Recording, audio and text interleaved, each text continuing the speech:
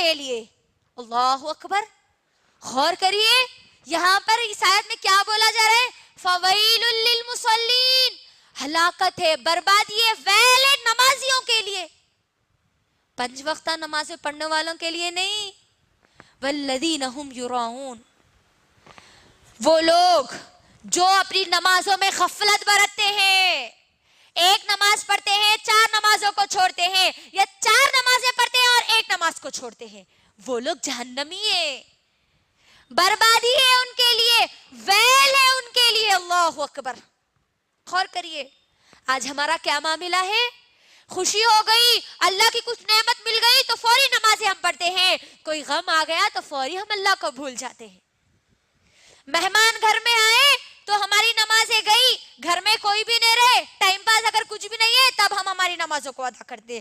گھر کا خوب کام ہے تو ہماری نمازوں کو ہم چھوڑ دیتے ہیں، جب گھر کا کام نہیں ہوتا تب ہماری نمازوں کو ادا کرتے ہیں.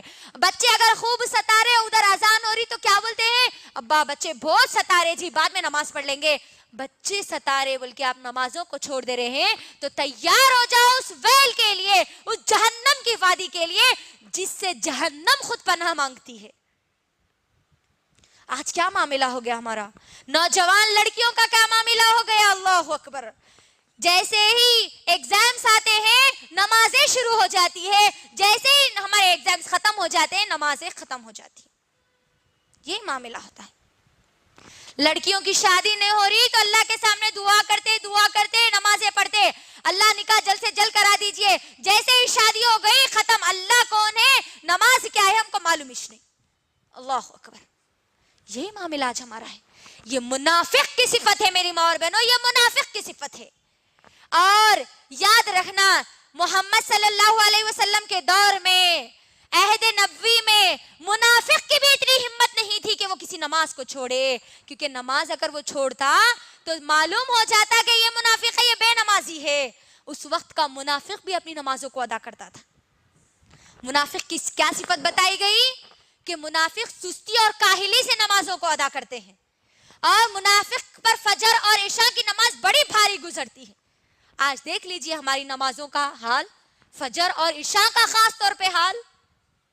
نہ جانے ہماری زندگی کی کتنی فجر کی نمازیں ہیں جو ہم نے ہمارے بستروں میں گوا دی. نبی صلی اللہ علیہ وسلم نے کیا کہا بچوں کے تعلق سے؟ میری بہنوں غور کرو.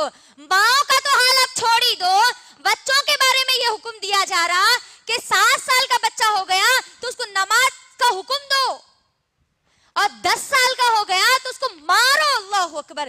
یہ حکم دینے والے کون ہیں؟ محمد صلی اللہ علیہ وسلم، جو بچوں سے بہت زیادہ محبت کرتے ہیں. اللہ اکبر. لیکن نماز کا معاملہ آ گیا تو کہہ دیا گیا کہ بچہ 10 سال کا ہو گیا تو اس کو مارو. اور ہماری نوجوان نسل 15 سال کی ہو جاتی ہے، 20 سال کی ہو جاتی ہے، نہ اماں بیٹی کو نماز کا حکم دیتے ہیں نہ نماز کے لیے مارتے ہیں. نوجوان لڑکے، میری ماں اور بہنوں خاص طور پر کہوں گی، نہ جانے کتنی نمازیں وہ لوگ چھوڑ دیتے ہیں، لیکن آج کی ہماری ماں کو اتنی ہدایت نہیں ہوتی کہ تو نماز پڑھ ورنہ میں تیری بات نہیں مانوں گی.